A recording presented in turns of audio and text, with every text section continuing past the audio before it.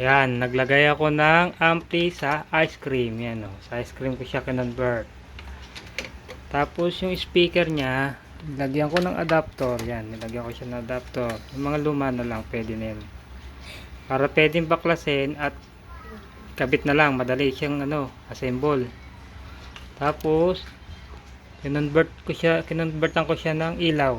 Ayan o, may ilaw siya sa loob. Tapos ang sounds niya ito. Sounds pala yan, volume. Di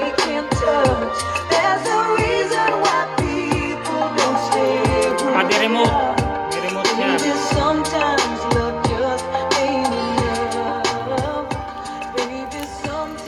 Kagandahan, meron siyang mic output, kaya pwede ka nang mag-video ka dito. May controller siya ng mic, saka echo, kaya maganda.